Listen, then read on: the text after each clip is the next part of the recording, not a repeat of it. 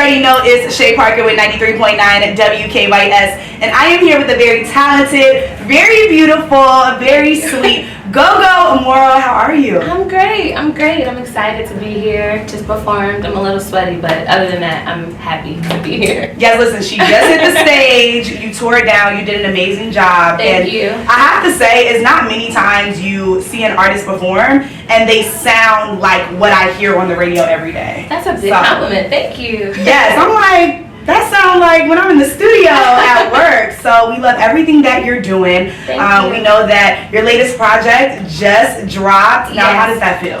It feels so good. The project hasn't been out that long, and we're already at 10 million streams across all platforms. This is my first project, and I'm getting so much support from you guys here in the DMV as well. So it's a real blessing. It's a uphill battle, but it's been a great journey so far. Absolutely. Now, with this being your first project and having that many streams, 10 million streams across platforms so far, what has that experience been like for you? Of course, it's amazing, right? Yeah. But do you have a little bit of anxiety about what's next?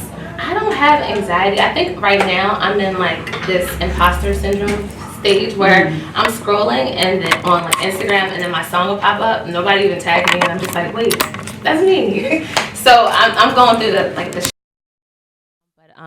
I don't have anxiety. I'm excited. I'm excited for the future, and I'm just really, really honored and like still in shock that this is finally, coming to fruition. Yeah, because I think a lot of times we just see, this moment. Right? Yeah. We don't always see all of the hard work and the years and Girl. the time that went into getting to this point. So we are so proud of Thank you. Now, of course, your hit song is going viral.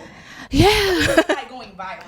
That is it's crazy. I mean, it's crazy because I did a tour in like November with Flo Milli and Mona Leo, and so I was performing my songs and nobody knew them then. And then I just did a tour with Eric Bellinger. We just finished like a week ago, and there were about maybe 50 or 60 people who knew the words to my songs, and I was just like, wow, this is crazy. And it's not it's not the whole audience, but just seeing that progress in that short amount of time is like mind-blowing. And just wait until you're like 3 years down the road, 5 years in. Everybody. Yeah, it's gonna be. And they got their phones out. Yeah, it's gonna be crazy. Yes, absolutely. Now I gotta mention this because you were invited by Kanye West to the Sunday service choir. When you got the call, walk us through the experience. Honestly, it wasn't such a glamorous experience. I was in LA. I had just moved to LA, and I was like, I need to pay my bills. And so I was looking for jobs, and one of my friends actually was in the choir already because it was started out as a really small choir. I think it was only like 30 people in it at first, and then he came to me and was like, my boss wants to expand the choir. And I was like, who's your boss? And he was like, Kanye West. And so they told me to come to audition. It was literally like such a quick, I sang a song, and then I was in rehearsal that night, and I didn't know it. I don't think I knew what I signed up for because I thought it was like a weekend gig. No, we were traveling literally every day of the week. I ended up in Paris. It was a full-time job, so much. And my producer was like, all right, girl, when you gonna get back in the studio? But it was such a blessing. The experience was a blessing. And I learned so much, like seeing him up close and personal.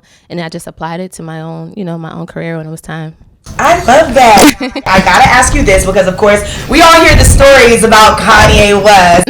He's crazy and he's this and that, but we do know that he's super creative and super talented. Yeah. What would you say is maybe a misconception that people had of Kanye that you realized once you started working with him in such a close way?